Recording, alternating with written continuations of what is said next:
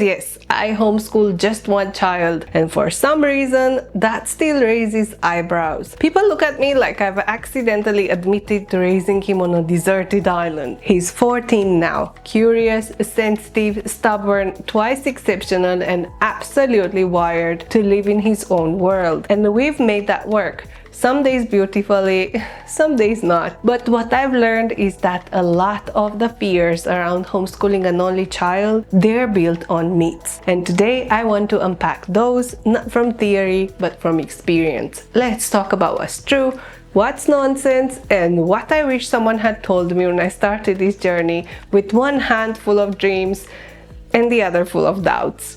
Recently, my blogger friend Jessica from the Waldock Way asked me and a few other homeschool moms of only children to share why we think homeschooling an only is awesome. You'll find a list of videos of how other moms responded in the description. And I love the question. Because while I've spent years quietly pushing back against assumptions and doubts, I don't often pause to say out loud just how great this choice has been.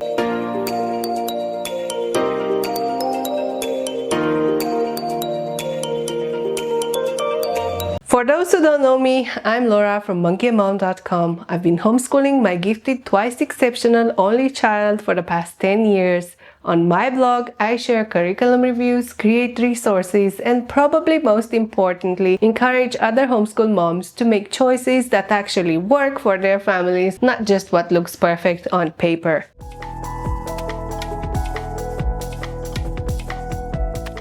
Before we get into the highs and lows of homeschooling an only child, let's clear the air. There's a lot of noise out there about what that life looks like. I carried these beliefs myself, some from strangers, some from that little voice inside my head, until I learned they just weren't true for us. Here are the 4 myths I had to unlearn. He's going to be lonely.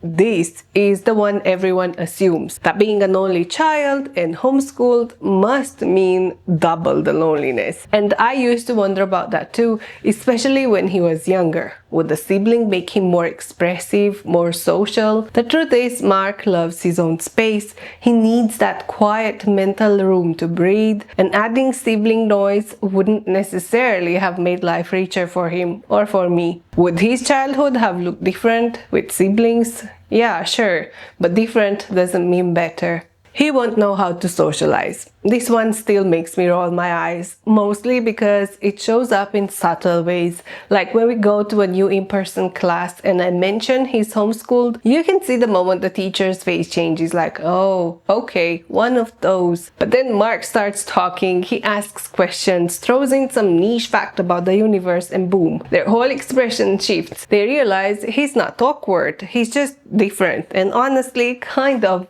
delightful. Weird isn't bad. Quiet isn't broken. Social doesn't have to look like 30 kids yelling in the classroom. Homeschooling one must be easy. Nope, not even a little. It's not a smaller workload. It's a more intense one, because when it's just you and one child, there's nowhere to hide. No buffer, no break. You're the teacher, the mom, the emotional support, the lunch lady, and the recess buddy. There were days when I was drained and he still wanted to explain the inner workings of some chemistry experiment, and I listened until my brain checked out. It's not polished, but it's real. Homeschooling one child can feel like carrying everything in your hands with no one to pass anything to. But it also means you get to hold it all close. Nothing gets lost in the chaos. He won't be prepared for the real world.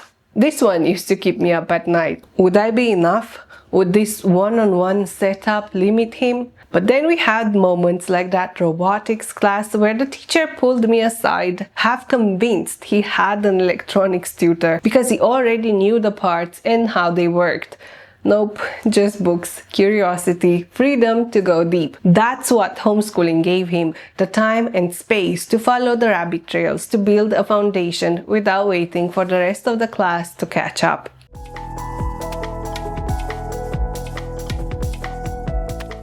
Now that we've talked about what's not true, let's talk about what is. Because while homeschooling an only child isn't the social disaster people imagine, it's also not some serene minimalist dream either. It's real, it's exhausting, it's beautiful, yes, but it can stretch you thin in ways no one warns you about. And honestly, some of the hardest parts aren't about academics or resources or curriculum. They're about being everything to one small human who depends entirely on you, not just for learning, but for life. There's no sibling to entertain them, no one to absorb the silence or redirect the storm. You're it. When you're done, overstimulated, touched out, just done, they're still there. Still full of questions, still excited, still needing connection. I've had days when Mark was bouncing with curiosity about something he just discovered, and I was dragging myself through the afternoon completely depleted. So I half listened, I nodded, then I apologized later. And you know what? That mattered too. He's learning that adults have limits, that love doesn't mean perfection, that sorry isn't a weakness, it's what keeps us connected when we're tired and human. The guilt hits differently. It's not louder, it's just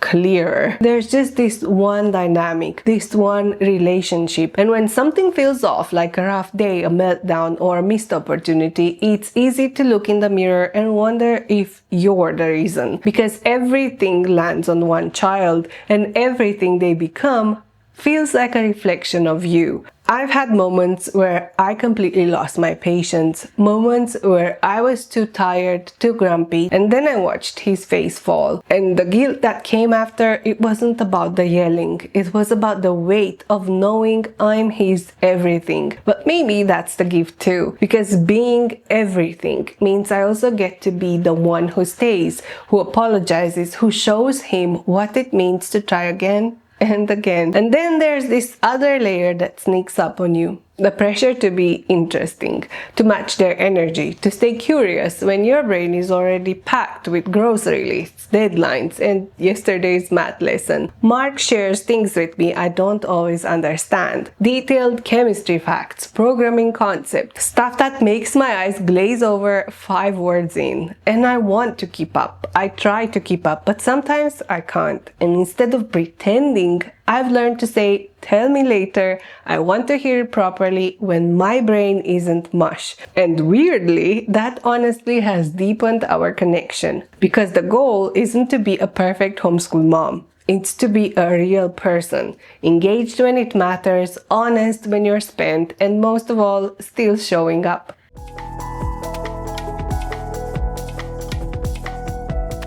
So for all the hard and all the second guessing, this is something I wouldn't trade. Homeschooling an only child has been one of the most meaningful decisions I've ever made. Not because it's smooth, not because I feel confident every day, but because of what it's built between us and inside him. It's quieter, yes, but it's also deeper, more personal, more ours. The bond is different. There's no juggling time between kids, no just a second on repeat. He gets all of me, the good, the tired, the trying my best version, and I get all of him. And something happens in that space. You notice the little things more.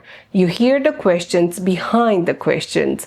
We've just had days where homeschool was just talking about ideas, the world, life, and somehow those were the days that taught him the most. This isn't just academic, it's relational, and that bond, it's strong. He gets all the resources, and I don't feel bad about that. This is something people don't say out loud, but I think it matters. Because I only have one child, I can afford to pour everything into him. The better math course, the robotics class, the quality science supplies. Not everything has to be stretched thin. I can choose high quality materials, tailored paths, tutors when needed, without having to ration between siblings or weigh one child's needs against another's. I can support his interests fully, and that support changes everything. He gets to grow without noise. I don't mean literal noise, I mean distraction, pressure, comparison. Mark has had space to be who he is, to follow an interest without being told it's too much, to go deep into chemistry or coding or electronics because no one else needed that time or attention. There was no crowd to blend into, no sibling to copy or contrast, just him doing what he loves at his own pace. And me right here with him, even when I didn't understand a word of what he was saying. That's how he's learned so much. Not because I pushed, but because he had room. Our life has margin. It's not always calm, but it's not chaos. There's space in our days. We are not racing to catch up with a system that wasn't made for us. We can pause, rest, take a slower morning, sit with something longer, and that has changed everything. It doesn't mean we never burn out or argue or collapse at the end of the week, because we do. But I look at the way he learns now, the way he reflects, questions, explores, and I know he wouldn't have had this in a traditional setting.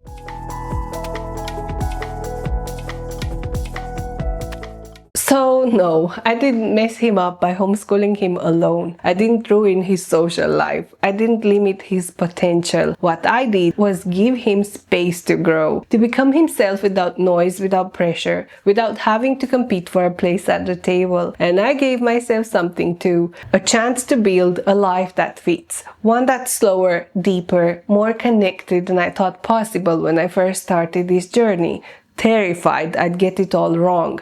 Is it perfect? No. Is it intense? Absolutely. But is it worth it? Without a doubt. Because homeschooling an only child isn't less than. It's not second best. It's not a compromise. It's awesome. In the richest, realest, most unexpected ways. So that's why I think homeschooling an only child is actually awesome. Not perfect, not always easy, but deeply worth it. If you're homeschooling an only two, or even just considering it, I'd love to hear what you've learned along the way. Drop a comment below and let's swap stories. And if you want more honest, real-life homeschool thoughts like this, hit that like button and subscribe. Or head over to my blog at monkeyamount.com for resources that actually work for real families. Thanks for watching, and until next time, stay curious.